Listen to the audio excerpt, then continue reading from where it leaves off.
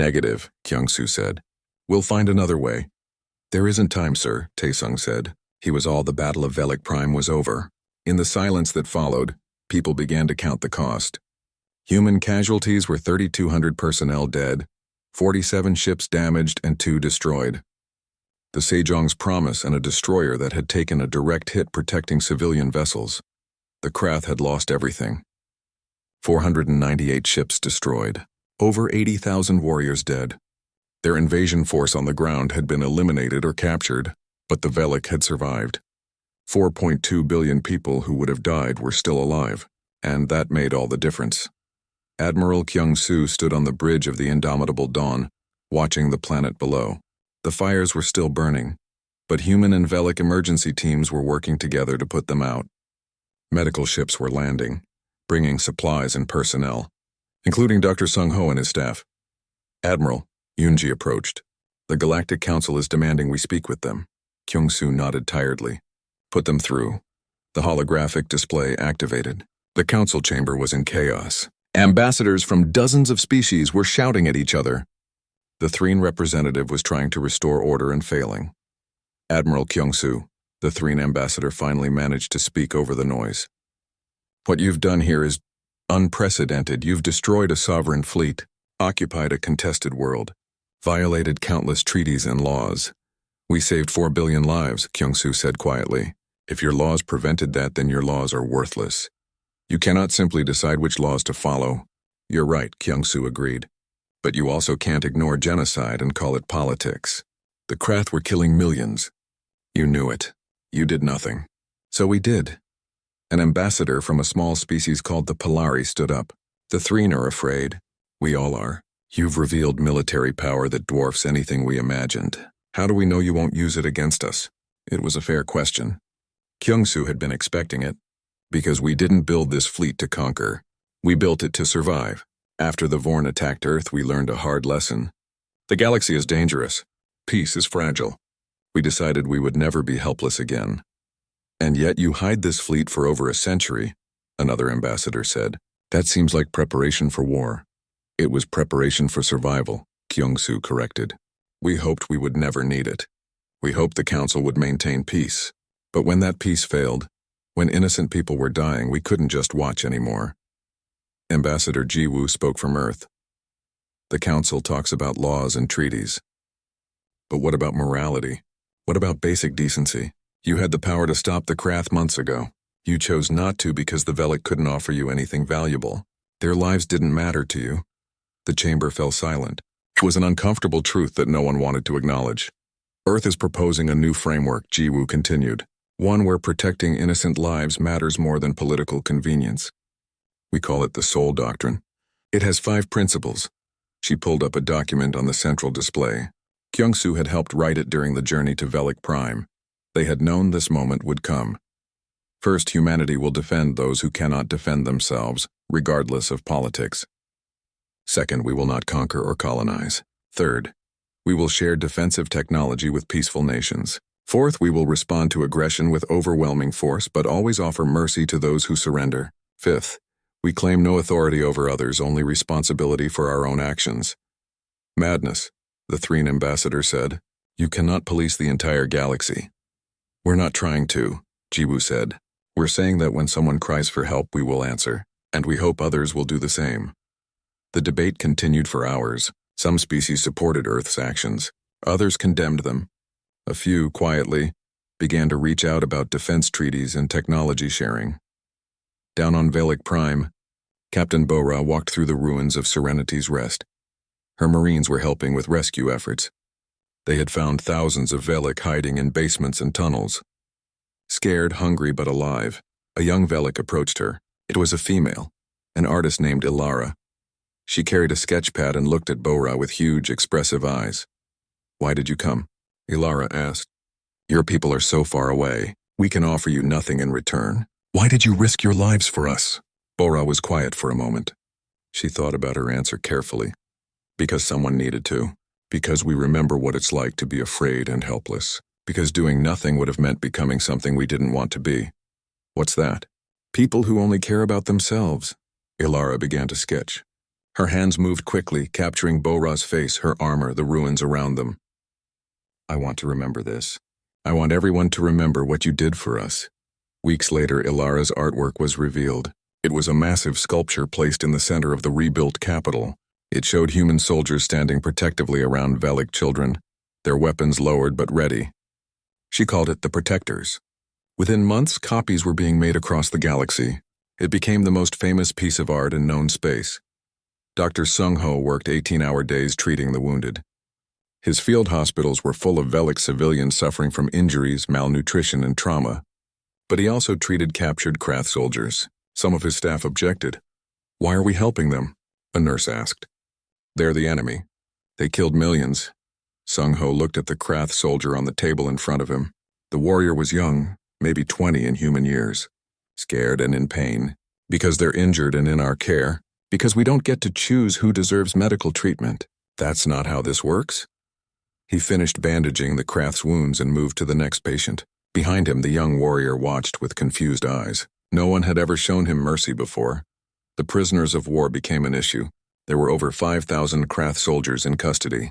The Galactic Council wanted them tried for war crimes. Some Earth officials wanted them executed. But Admiral Kyung-soo had other ideas. "They will be tried," he announced. "But if convicted, their sentence will be reconstruction work. They will help rebuild what they destroyed. They will work alongside the Velic they tried to kill. Maybe they'll learn something." Vorax and his top officers were dead, but many of the soldiers were just following orders. Young warriors raised in a culture that glorified conquest. Kyung-soo believed they could change. Had to believe it? Or what was the point of any of this?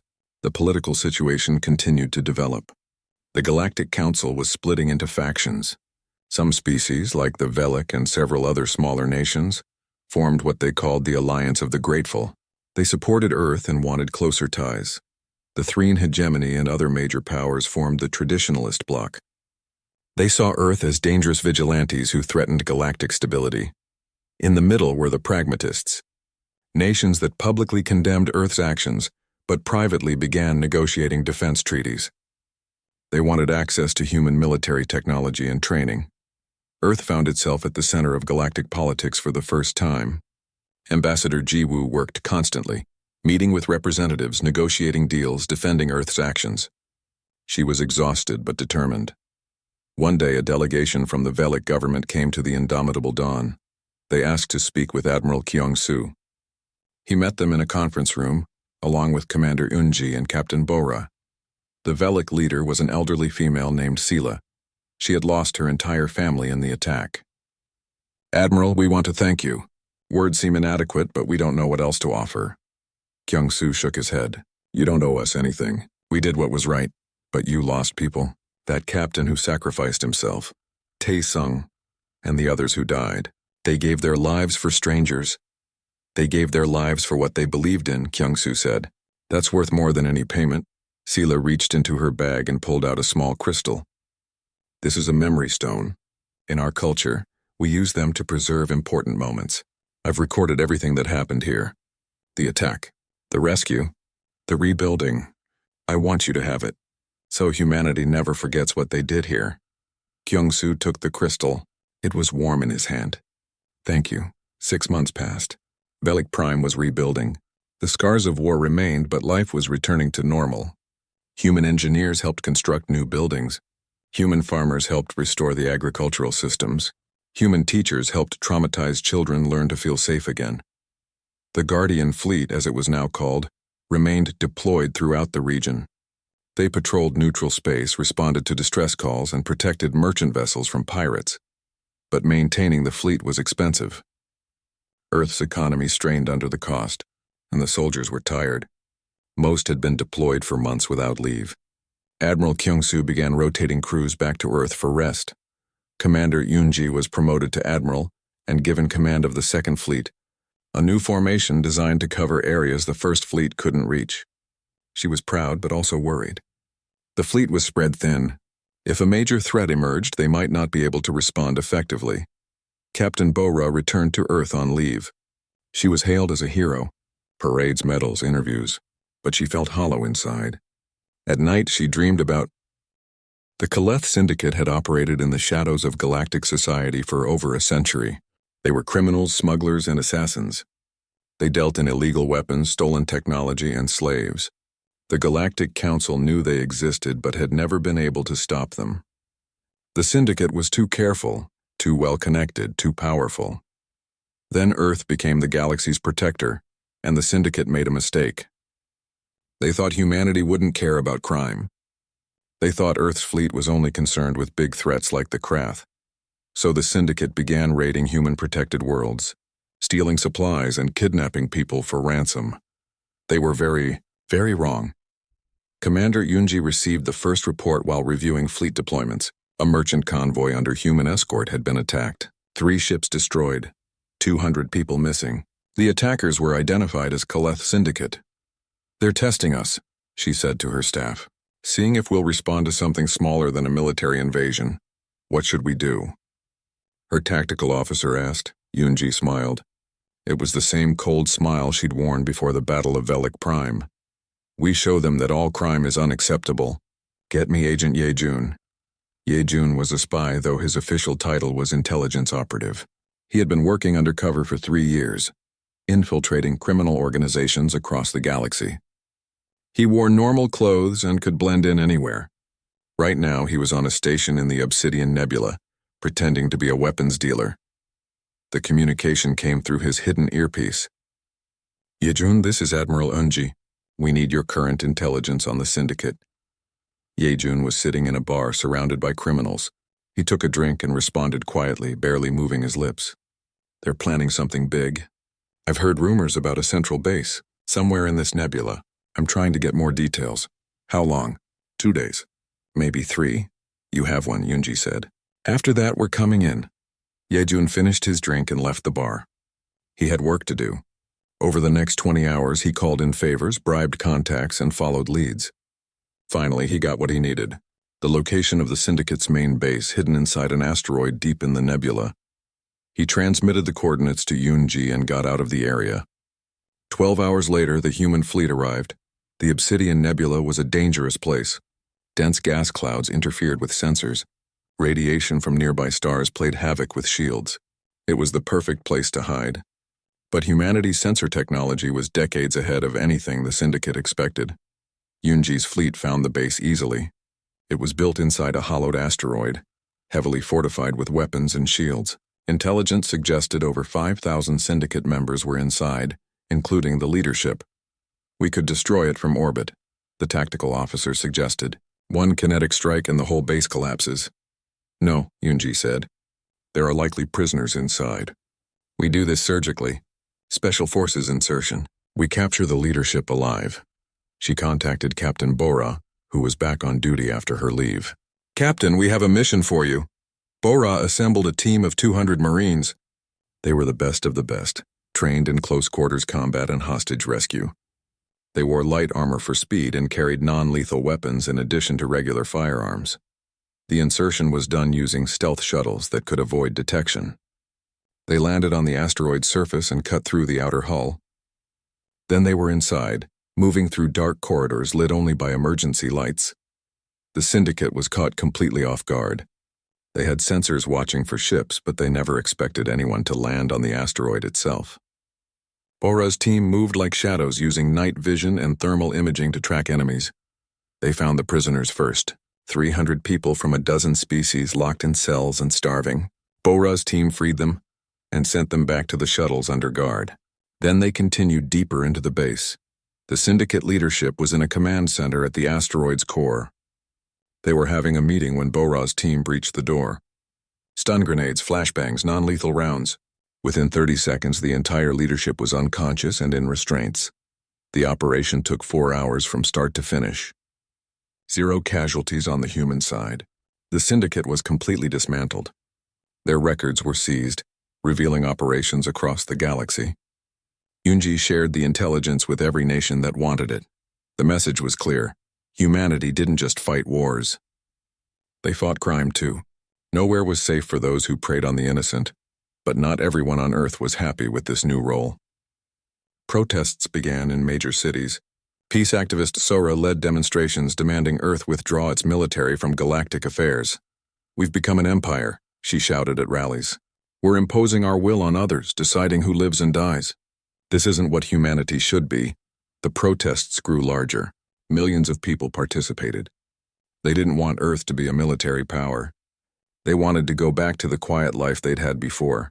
Admiral Kyung-soo agreed to a public debate with Sora. It was broadcast across Earth and to human colonies throughout space. Billions watched.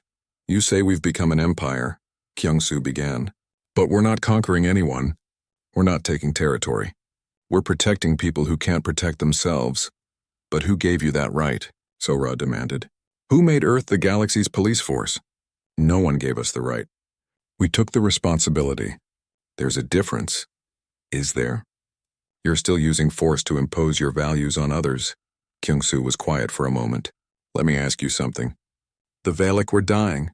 Children were being murdered in the streets. The Galactic Council did nothing. What should we have done? Should we have stayed home and let them die? We should have found a diplomatic solution. There wasn't one.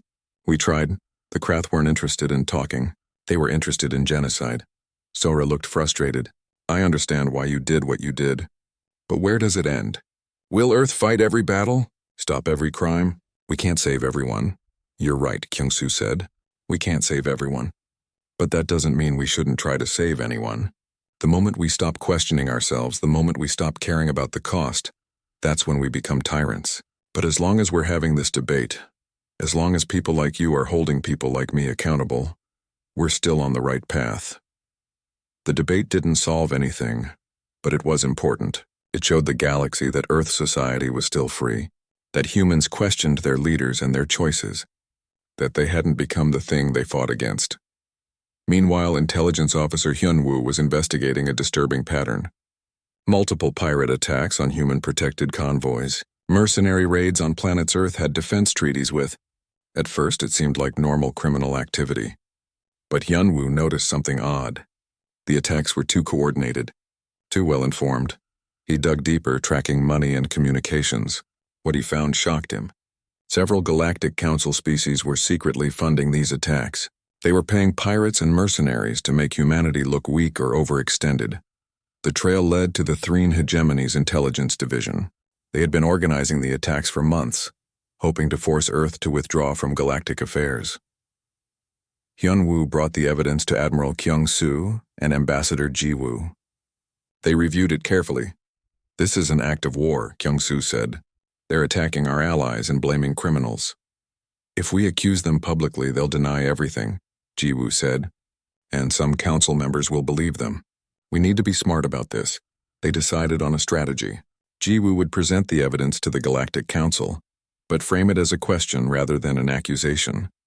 She would ask for an investigation. Let the facts speak for themselves. The presentation was devastating. Ji-woo showed financial records, communication logs, and operational plans. All of it pointed to Threen involvement. The Threen ambassador tried to deny it, but the evidence was overwhelming. Other species began to turn against the Threen. The hegemony had been caught red-handed trying to manipulate galactic affairs. Their reputation was destroyed. You wanted to make us look weak, Ji-woo said. Instead, you proved why we're needed. You proved that some nations will do anything to maintain their power, even if it means innocent people die. The Threen ambassador left the chamber in disgrace. Within weeks, the Threen government apologized and agreed to pay reparations to the attacked convoys. It was a major political victory for Earth, but victory came with a price. Captain Bora was struggling again. The raid on the Syndicate base had gone well, but it brought back memories of Velek Prime, the fighting, the killing. She found herself having panic attacks. Dr. Insuk helped her work through it. You're carrying a heavy burden, the psychologist said. You've seen and done things most people can't imagine. It's okay to struggle with that. How do you keep doing this? Bora asked. How do you keep fighting when you know it's breaking you? You remember why you started. You hold on to the people you've saved, and you accept that you're human. You're not a machine. You're allowed to feel. The sessions helped, but Bora knew she was changed forever. She would never be the person she was before the war. But maybe that was okay. Maybe being a protector meant accepting the cost of protecting others. Earth's government, led by President Soo-jin, made a formal announcement. The first shots came from the Krath. Thousands of plasma missiles streaked across the void, burning bright against the darkness of space. They looked like falling stars, beautiful and deadly. The missiles tracked toward the human fleet with perfect accuracy. On the indomitable dawn, Yunji watched the missiles approach. She didn't even blink. Point defense systems active. What happened next shocked the Krath. The human ships didn't dodge or run. They just sat there waiting. Then, when the missiles got close, the space around the human fleet lit up with defensive fire. Thousands of small laser turrets tracked and destroyed incoming targets. The missiles exploded harmlessly, creating clouds of expanding gas and debris. Out of 10,000 missiles, only 20 got through. They hit human shields and bounced off, doing no damage at all. Their turn, Yunji said calmly. The human fleet fired. But they didn't use plasma or missiles.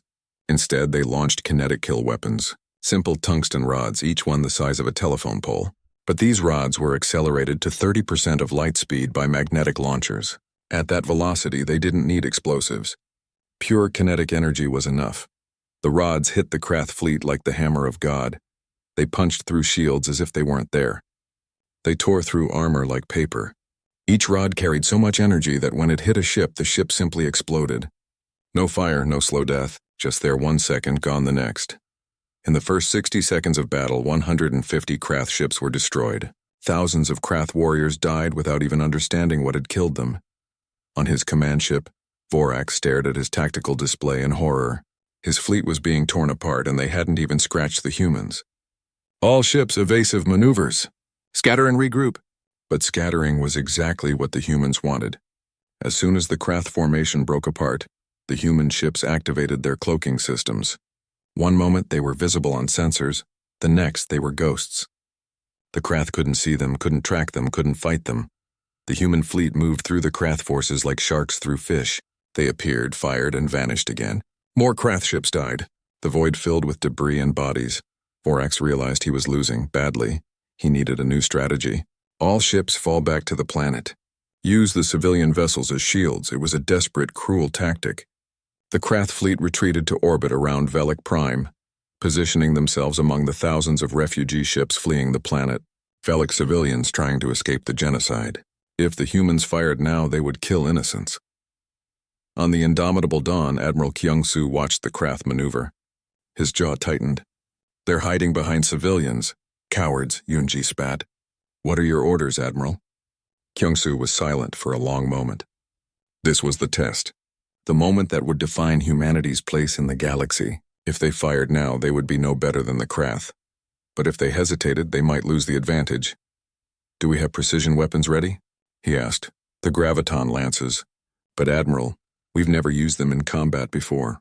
The simulation showed a 30% failure rate. What happens if they fail? The beam might scatter. Hit civilian ships. Kyung-soo closed his eyes. He thought about his dead family. About all the innocents who had died while he stood by, helpless. He had sworn to protect people. Not just humans. All people, we take the risk, he said. Target only Krath military vessels. If a lance starts to fail, shut it down immediately. I want every targeting computer checked twice. We will not become murderers to stop murderers, Yunji nodded. She began issuing orders. The human fleet moved into position, carefully navigating through the clouds of civilian ships. It was dangerous, precise work. One mistake could kill thousands. The graviton lances were humanity's most advanced weapon. They fired beams of controlled gravity that could phase through certain types of matter, but detonate on contact with others. The targeting systems were programmed to recognize military-grade hull plating and ignore civilian materials. Firing, Yunji said. Blue beams lanced out from the human ships. They passed through the Velic civilian vessels without touching them, like light through glass. But when they hit Krath warships, they detonated with massive force. The Krath vessels exploded from within, their hulls rupturing as gravity itself tore them apart. Vorax watched in disbelief as his ships died around him while the civilians floated by untouched. These humans had weapons that could kill selectively. It was technology beyond anything he had imagined. All ships, emergency jump, he screamed. Get us out of here. But the human fleet had anticipated that too. A web of faster-than-light inhibitors activated, creating a bubble of normal space around the planet. No one could jump to light speed. No one could run. The Krath fleet was trapped. Down on Velik Prime, Captain Bora and her Marines hit the atmosphere in drop pods. The pods were small, armored cylinders that could survive the heat of re-entry. Inside, Bora checked her weapon one last time. Around her, 5,000 Marines did the same. 30 seconds to landing, the pod's computer announced. Bora activated her communication system. All units, remember the mission. Protect civilians. Neutralize Krath forces. Do not fire unless you have a clear target. We're the good guys. Act like it. The pod slammed into the ground with bone-jarring force. Bora's door blew off and she rolled out, weapon ready. They had landed in the middle of Serenity's Rest, the Velik capital city. Or what was left of it, buildings burned. Bodies lay in the streets. The Krath had been thorough in their destruction. Bora felt rage build in her chest, but she forced it down. Rage made you stupid, made you careless. Movement 2 o'clock, someone shouted. A group of Krath soldiers appeared, dragging Velik civilians toward a large vehicle. The civilians were mostly children, their eyes wide with terror. The Krath were using them as hostages. Bora activated her armor's external speakers. Krath forces, release the civilians and surrender. This is your only warning. The Krath leader, a big warrior with scars on his face, laughed. He raised his weapon and pressed it against a child's head. You leave now, human, or I start killing. Bora's finger tightened on her trigger, but she didn't fire. Couldn't risk hitting the child. She needed another way. Mina, she said quietly, you have the shot? On a rooftop 300 meters away, Sniper Mina adjusted her scope. She had been watching the situation unfold. Now she had a clear line on the Krath leader. Confirmed. One shot center mass, take it. The rifle made almost no sound. Advanced suppression systems and subsonic ammunition. The Krath leader's head snapped back and he collapsed. Before his body hit the ground, Bora and her team were moving. They crossed the distance in seconds, their powered armor carrying them at incredible speed. The other Krath soldiers tried to raise their weapons, but they were too slow. Bora's team took them down with precise shots. Not a single civilian was hurt. Bora knelt beside the Velik children. They were shaking, crying, traumatized. It's okay, she said gently, removing her helmet so they could see her face. You're safe now. We're going to get you out of here. One of the children, a little girl with blue skin and huge eyes, looked up at her. Are you angels? Bora felt something break inside her chest. No, sweetheart. We're just soldiers, but we're here to help. Across the city, similar scenes played out. Human Marines moving through the ruins, rescuing civilians and fighting Krath forces. The Krath were experienced soldiers, but they had never faced anything like this. The humans moved like ghosts, appearing and disappearing. They fought with precision and coordination that seemed almost supernatural.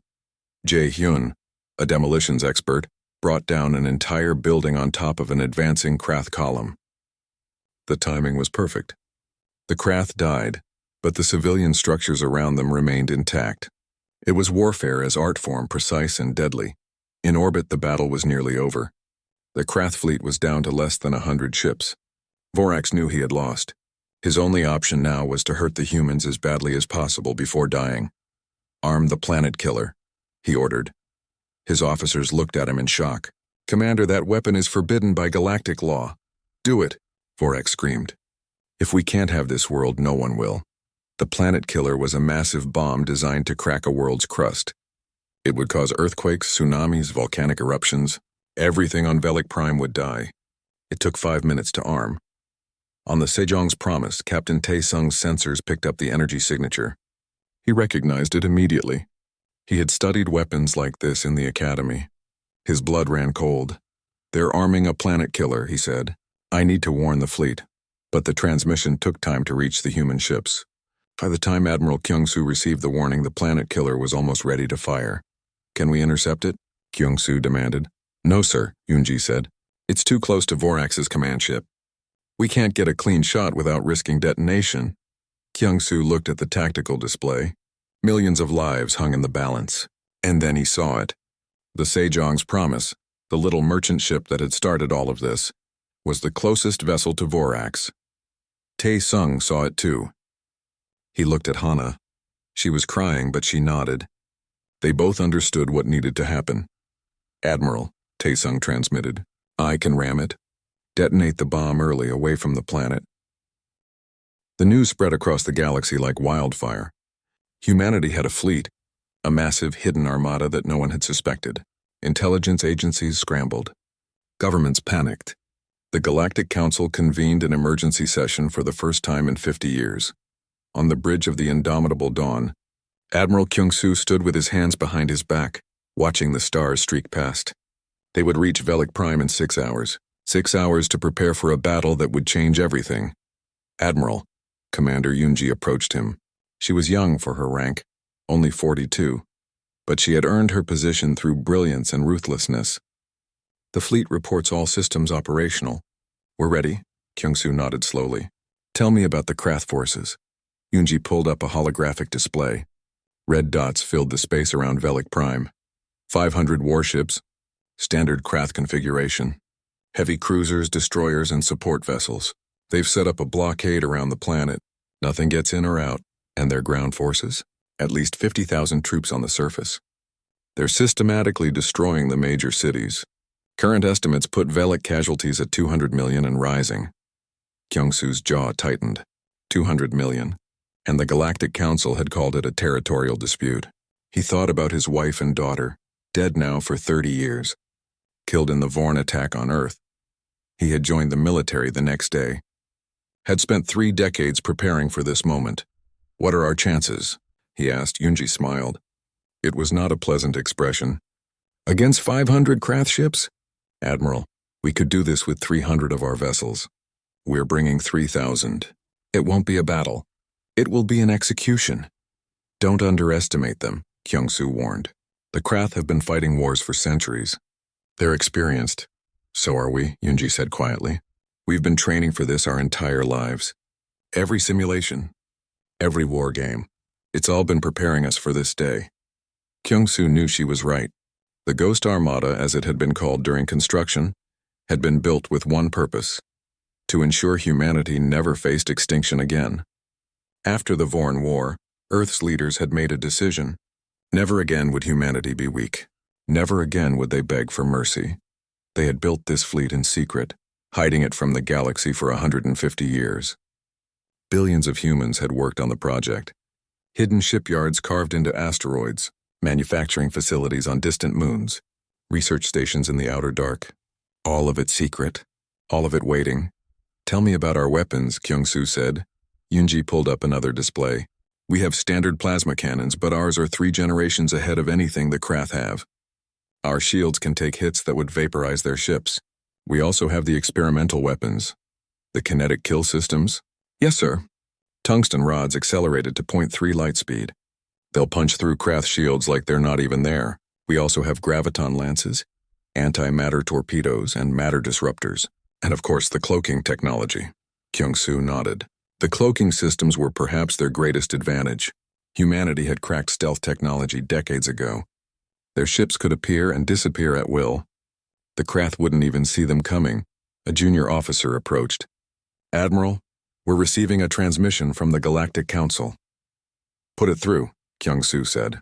The holographic display changed. Now it showed the council chamber. Representatives from dozens of species sat in their assigned seats. At the center was the Threen ambassador, a tall creature with blue skin and 4 arms. The Threen were one of the galaxy's major military powers. Admiral Kyung-Soo. The Threen ambassador's voice was cold. The Galactic Council demands that you stand down immediately. You are interfering in matters that do not concern Earth. The genocide of 4 billion innocent beings concerns everyone, Kyung-Soo replied. His voice was calm but hard as iron. Or it should. The Krath have legitimate territorial claims to that system. This is a legal dispute, not a military matter. Is that what you call it? Kyung-Soo leaned forward. Legal dispute? I've seen the footage, Ambassador. I've watched Krath soldiers shoot civilians in the streets.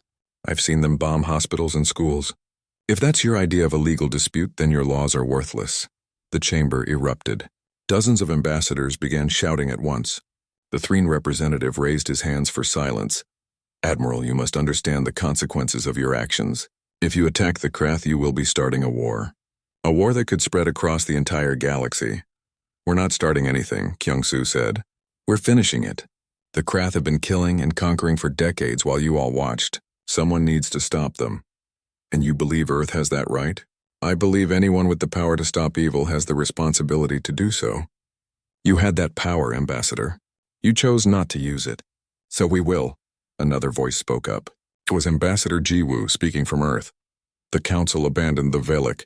You left them to die because they couldn't offer you anything in return, because saving them wasn't profitable or politically convenient. Earth will not make that mistake. This is madness, another ambassador shouted. Humanity is risking everything for a species they've never even met. No, Jiwoo said quietly. We're risking everything for what we believe in. There's a difference. The Threen ambassador's expression was cold. If you continue on this course, the Council will have no choice but to declare Earth a rogue state. You will be sanctioned, isolated, cut off from galactic trade and diplomacy. So be it, Kyung-soo said. He cut the transmission. Yoonji looked at him.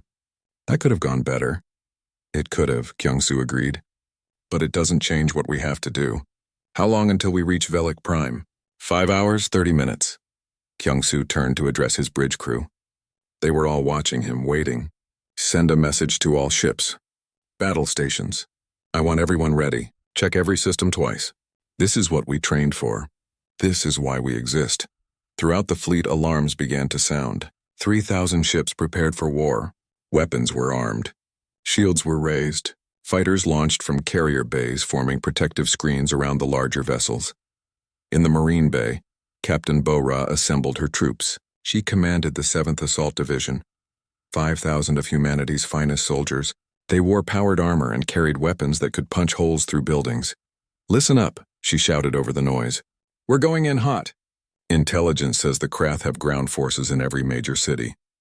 They're using Velic civilians as hostages. Our job is to get those people out and eliminate the Krath presence. One of her soldiers raised a hand. Captain, what if the Krath use the civilians as shields? Bora's expression was grim. Then we get creative. We're not here to kill innocents. We're here to save them. If that means taking risks, so be it. I'd rather die than become the thing we're fighting against. The Marines cheered. They were scared, but ready. Most of them had never seen real combat. All their experience came from simulations and training. But they trusted Bo-Ra. She had trained them, shaped them, made them into something more than soldiers, made them into protectors. On the medical deck, Dr. Sung-ho was preparing for casualties. He had converted 3 entire cargo bays into emergency hospitals. Supplies were stocked. Medical teams were briefed. He expected to be very busy very soon. Doctor, one of his nurses approached. What about Krath wounded? Do we treat them? Sung-ho looked at her. Of course we treat them. They're still living beings. We don't get to choose who deserves medical care based on what uniform they wear. But they're the enemy. Right now, yes. But if they're wounded and captured, they're our responsibility. We treat everyone. That's what separates us from them. The fleet dropped out of faster-than-light travel at the edge of the Velic system. Immediately, sensors lit up with contacts. The Krath blockade was right where intelligence said it would be. 500 ships arranged in defensive formations around the planet. A transmission came through on all frequencies. It was the Krath commander, a warrior named Vorax. His species looked like upright lizards with scales and sharp teeth. Human vessels, this is Commander Vorax of the Krath Dominion. You are trespassing in Krath territory. Leave immediately or be destroyed. Admiral Kyung-soo stood on his bridge, surrounded by holographic displays showing the tactical situation. He could see every Krath ship, every weapon, every weak point. Hyunji had already calculated 17 different ways to destroy their fleet. Commander Vorax, Kyung-soo replied. You have 1 hour to withdraw your forces from Velic Prime and surrender. After that, we will consider you all enemy combatants. There was a pause. Then Vorax laughed. It was a harsh barking sound. You're outnumbered 6-1, human. We've faced worse odds than this. Kyung-soo smiled. No, Commander. You've never faced us. He cut the transmission and turned to Yoonji. Begin the attack. The alarm screamed through the merchant ship's bridge at exactly 0300 hours. Captain Tae-sung jerked awake in his command chair, his coffee mug clattering to the floor. The red emergency lights painted everything in shades of blood. What is it? He shouted over the noise. Hana, his navigator, was already at her station. Her fingers flew across the holographic display. I'm picking up something on the emergency channel. It's encrypted, but it's breaking through on all frequencies. Tae-sung moved to stand behind her. The Sejong's promise was 3 days from Earth. carrying medical supplies to a mining colony. They shouldn't be picking up anything out here in neutral space. This sector was supposed to be empty. Can you clean it up? He asked. Hana nodded. She worked in silence for a moment, then the signal cleared. A voice filled the bridge. It was desperate, broken by static and something that sounded like explosions in the background. This is Velik Prime. We are under attack. Our cities are burning. Our children are dying. The Galactic Council has abandoned us. If anyone can hear this, please. We need help. The Krath are killing everyone. Please, someone, anyone. The transmission cut off. Then it started again from the beginning. A loop, a dying prayer sent into the void. Tae-sung felt something cold settle in his stomach. He knew about the Velik, everyone did. They were artists and farmers, a peaceful species that had never raised a weapon against anyone. He also knew about the Krath Dominion. They were predators, expanding their empire by crushing anyone too weak to fight back. How long has this been broadcasting? He asked quietly. At least 6 hours, Hana said. Her voice was tight. Maybe longer. Captain, the Galactic Council frequency shows they received it. They marked it as acknowledged and filed it under territorial disputes. They're not going to help, Tae-sung said. It wasn't a question. No, Hana agreed. They're not. Tae-sung stood there for a long moment, listening to the desperate voice repeat its plea. He thought about his cargo hold full of medical supplies. He thought about the Velik children mentioned in the transmission. He thought about how easy it was to ignore suffering when it was far away. Get me Earth Command, he said finally. Priority 1 channel. It took 20 minutes to connect. Admiral Dongmin's face appeared on the screen. He looked old and tired. The Admiral had fought in the Vorn War, back when humanity first encountered hostile aliens. That war had nearly destroyed Earth. It had taught humanity a hard lesson about the galaxy. Captain Tae-sung, the Admiral said. This better be important. Do you know what time it is? Sir, I'm forwarding you a transmission. You need to hear this. Tae-sung sent the file. He watched the Admiral's face as the man listened to the Velik plea. Dongmin's expression didn't change, but something flickered in his eyes. Something that might have been anger or pain or both.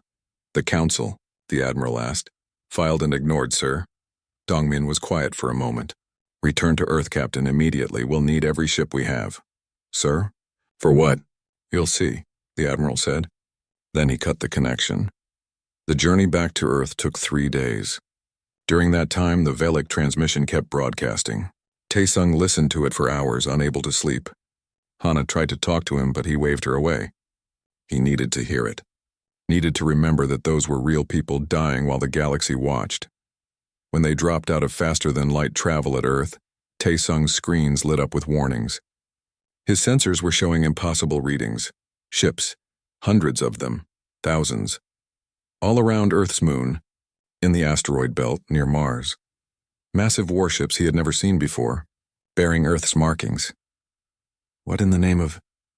Hana whispered. A young woman's face appeared on their communication screen. She wore an ambassador's uniform. Captain Tae-sung, this is Ambassador Ji-woo. Please dock at Station 7. The Council is convening. Tae-sung and Hana took a shuttle down to Geneva. The emergency council chamber was packed. He saw military officers, government officials, and corporate leaders. Everyone looked tense. Ambassador Ji-woo stood at the podium. She was young, maybe 30, but she commanded the room with her presence. Behind her, massive screens showed footage from Velik Prime. Cities burning. Civilians running. Krath soldiers firing into crowds. This is happening right now, Ji-woo said. Her voice was steady, but there was fury underneath it.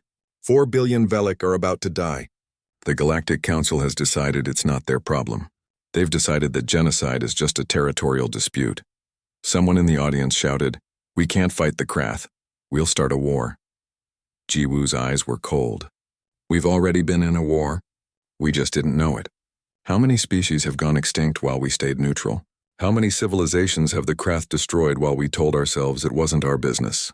She pulled up more footage. This time it showed Krath soldiers dragging Velik children from a shelter. Tae-sung felt his hands clench into fists. I will not watch this happen again, Ji-woo said. I will not let Earth's legacy be silenced in the face of evil. We have the power to stop this. The question is whether we have the courage. Admiral Dongmin stood up. If we deploy, there's no going back. Every species in the galaxy will know what we've been building. What we're capable of, good, Ji-woo said. Let them know. Let them understand that some things are worth fighting for. The vote took an hour. It was close. But in the end, Earth decided to act. Tae-sung was back on his ship when the orders came through. All civilian vessels were to clear the space lanes. Something big was about to happen. He moved the Sejong's promise to a safe distance and watched his sensors. At exactly 1800 hours, space began to shimmer. Ships appeared. Not hundreds, thousands, massive battleships that dwarfed anything he'd ever seen. Sleek destroyers, carrier vessels big enough to hold entire fleets. They kept coming, materializing from nowhere, filling the space around Earth like a swarm of angry wasps. How? Hana whispered. How did they hide all this? Tae-sung shook his head. He didn't have an answer. No one did. For 150 years, humanity had been building this fleet in secret, in hidden shipyards carved into asteroids, in facilities on the dark side of distant moons. All of it kept quiet, all of it waiting for this moment. The flagship appeared last. It was enormous, the size of a small moon. Its hull was dark and scarred with what looked like ancient writing. The name was painted on the side in white letters, Indomitable Dawn. A transmission went out on all frequencies. Admiral Kyung-soo's face appeared. He was older than Dongmin, with white hair and hard eyes that had seen too much death. "This is the Earth Defense Fleet," he said. His voice was calm, final. "We are setting course for Velik Prime. Any vessel that attempts to interfere will be treated as hostile. This is your only warning." The fleet began to move, 3,000 ships turning as one, their engines lighting up like stars. They formed into attack formations that spoke of decades of planning and practice. Then, in perfect synchronization, they jumped to faster than light speed.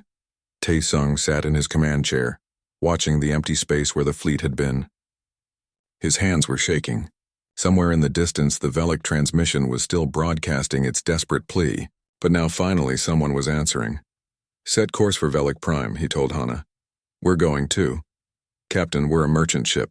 We don't have weapons, I know," Tae-sung said, "but we have medical supplies, and when this is over, someone's going to need them." The Sejong's promise jumped to light speed, following in the wake of humanity's greatest secret. Behind them, Earth's leaders watched and waited.